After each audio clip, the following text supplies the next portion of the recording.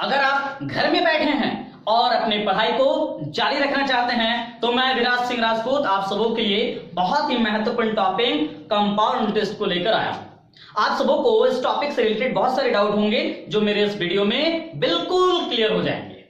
तो चलिए बिना वक्त को गवाए करते हैं वीडियो को स्टार्ट। तो आज मैं आपको कुछ इंपॉर्टेंट टॉपिक्स बेसिक कंसेप्ट को डिस्कस करूंगा जो कि आपके क्वेश्चंस अगर एग्जाम में कंपाउंड इंटरेस्ट से रिलेटेड आते हैं तो चुटकियों में सॉल्व हो जाएंगे, इसकी गारंटी है। तो चलिए आज इस टॉपिक में कुछ मैं इंपॉर्टेंट टिप्स आपको बताता हूं। वो टिप्स क्या है, एक छोटा सा कंसेप्ट आप माइंड में बिल्ड कीजिए कि कंपाउंड इंटरेस्ट और सिंपल इंटरेस्ट में क्या रिलेशन है। क्या कुछ रिलेशन है? जी हाँ, बिल्कुल है। वो क्या है? हर वर्ष समान इंटरेस्ट मिलता है सिंपल इंटरेस्ट में, लेकिन कंपाउंड इंटरेस्ट में ऐसा नहीं होता है। कंपाउंड इंटरेस्ट हर साल बदलता रहता है, अर्थात ब्याज के ऊपर भी ब्याज मिलता है। अब इसके लिए एक छोटा सा नोट को आप लोग नोट डाउन कर लीजिए कॉपी में। वो नोट है क्या? वो है कुछ इस प्रकार है। पहले वर्ष का सिंपल इंटरेस्ट और कंपाउंड इंटरेस्ट बराबर होते हैं। चलिए अब इस टॉपिक के कुछ इंपॉर्टेंट शब्दों से रूबरू होते हैं। वो शब्द क्या हैं जो कि आपको इस क्वेश्चंस में देखने को मिलेंगे। पहला मैं बात करूंगा मूलधन की। मूलधन क्या है? मूलधन वह धन है जो किसी से कर्ज पे आप लेते हैं या किसी को कर्ज पे देते हैं। तो ये आपका टोटली 100% होता है क्योंकि आप ले रहे हो और किसी को दे रहे हैं। अब बात करते हैं मिश्र धन की। मिश्र धन नाम से ही पता चल रहा होगा, मिश्र धन, मिला हुआ धन।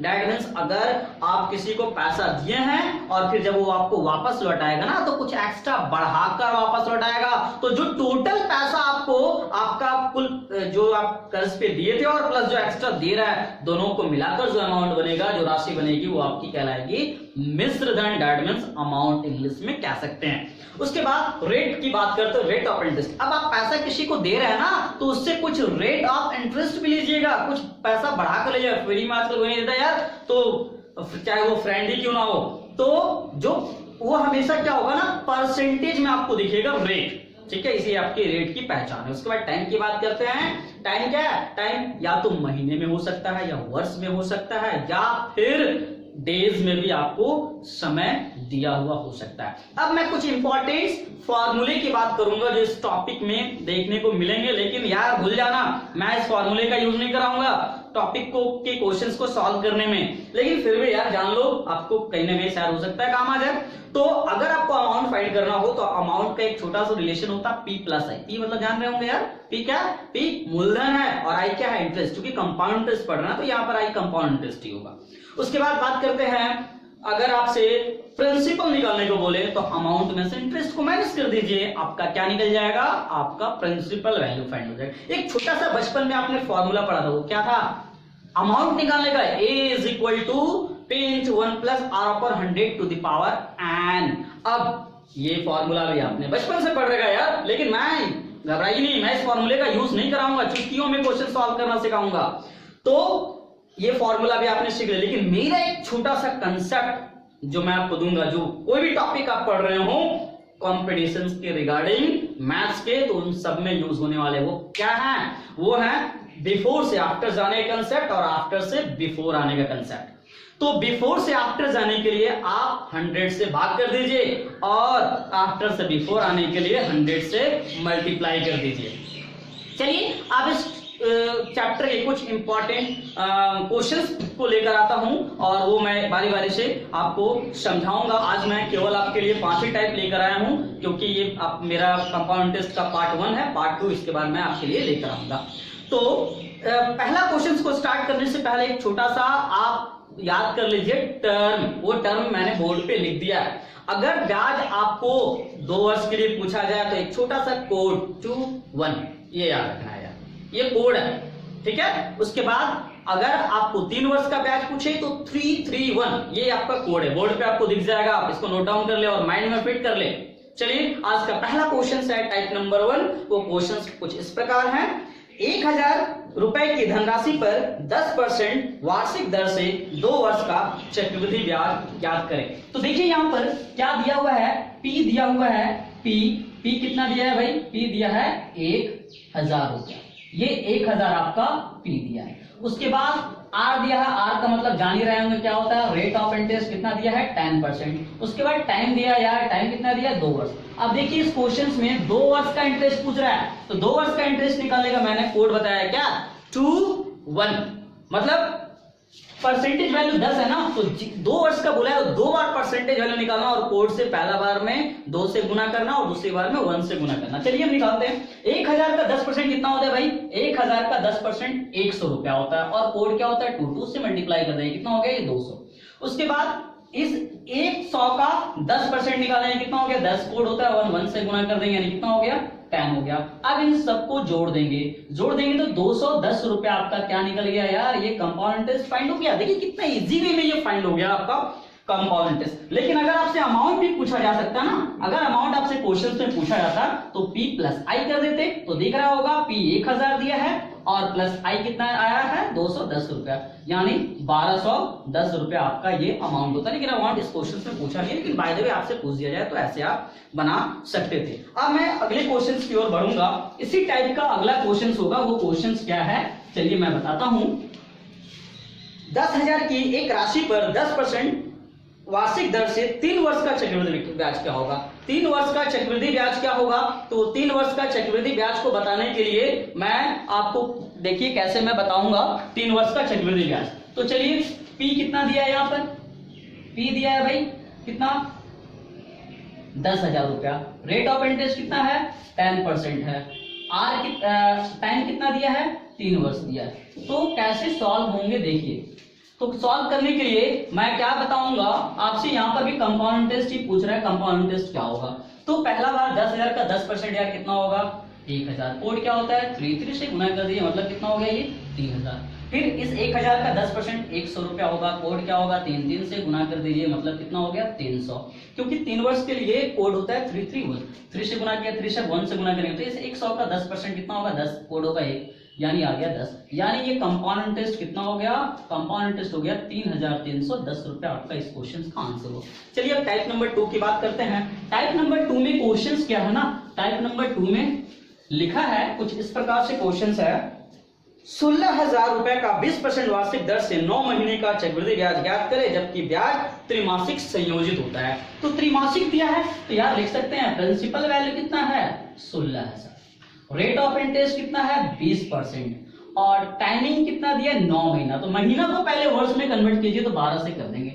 अब चूंकि त्रैमासिक लिखा है क्वेश्चन में ना, तो इसको क्या करेंगे हम डिवाइड कर देंगे 4 से और इसको क्या करेंगे गुना कर देंगे 4 से। तो 4 से डिवाइड करेंगे तो आप देख सकते हैं 4 से डिवाइड करने के बाद क्या मिल जाएगा, यहाँ पर 5% आ जाएगा और यहाँ पर 4 तिया 12 3 तिया 9, यानी कि आपका टाइमिंग फाइनली 3 वर्ष है। अब आपसे पूछा है क्या कंपाउंड इंटरेस्ट, चलिए फाइंड करते हैं।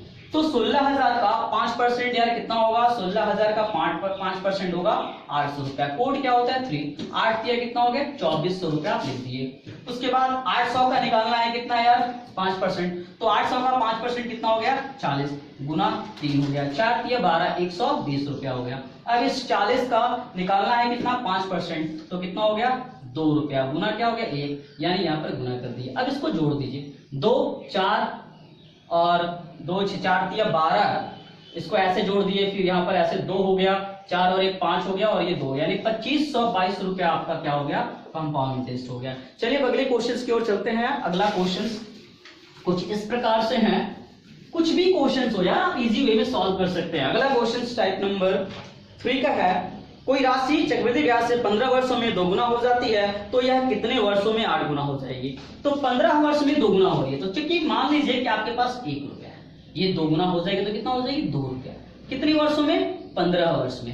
अब आगे देखते हैं, अब मान लीजिए आपके पास राशि कितना है 2 रुपया, ये भी 2 गुना कर दो यार 4 रुपया हो गया, कितने वर्षों में 15 वर्ष में।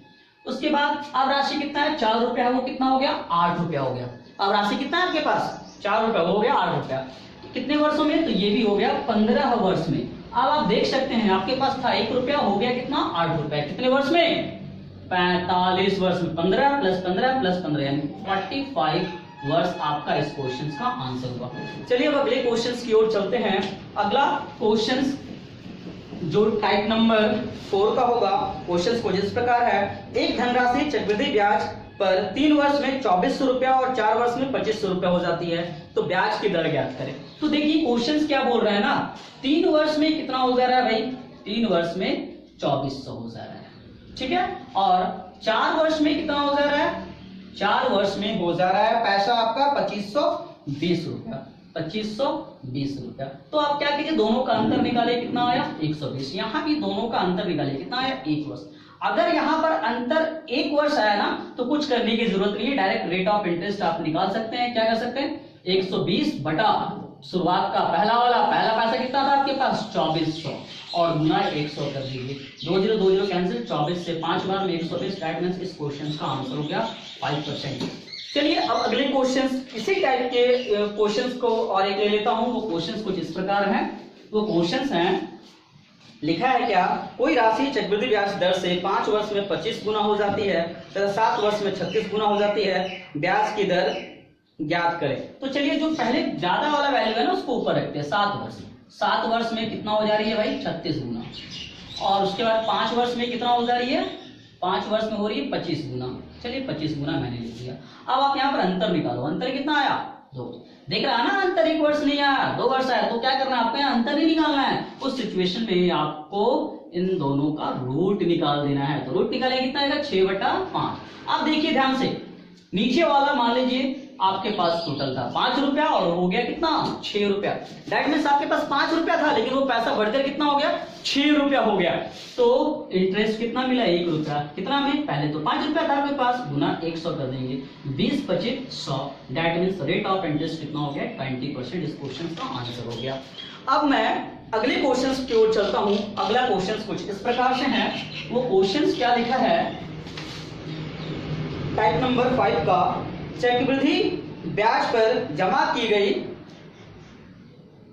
12,000 रुपए की राशि 5 वर्ष में दोगुना हो जाती है तो 20 वर्ष में कितना हो जाएगी। अब देखिए इस क्वेश्चन को सॉल्व करने के लिए बहुत इंपॉर्टेंट है क्वेश्चन, ये वर्ष लिखना है और इधर क्या लिखना है यार, गुना लिखना है। तो चलिए पहले कितना लिखा है, पहले लिखा है कितना 5 वर्ष और गुना कितना हो जा रही है 2 गुना।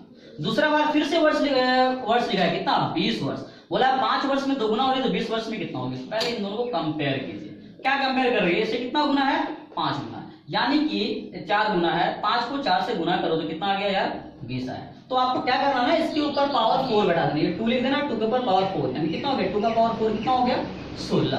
अब आपसे पूछा है क्या राशि कितनी हो जाएगी 20 वर्ष में कितनी होगी। तो वो राशि अमाउंट निकालने के लिए क्या करना है आपको, 16 गुना जो दिया हुआ है आपकी राशि कितनी दी है 12,000, यानी आपका आंसर हो गया 1,92,000। आपका इस क्वेश्चन का आंसर हो गया। तो चलिए आज के लिए इतना ही। ये मेरा पार्ट 1 था जो आपने देखा। पार्ट 2 मैं बहुत ही जल्दी आप लोगों के लिए लेकर आऊंगा। अगर मेरी ये वीडियो आपको अच्छी लगी हो तो कमेंट करके जरूर बताएं, और अगर आपने मेरे चैनल को सब्सक्राइब नहीं किया है तो एक बार सब्सक्राइब जरूर कर ले ताकि मैं अधिक से अधिक वीडियो आप लोगों के लिए ला सकूं और आपको मोर अपडेट्स मिल सके।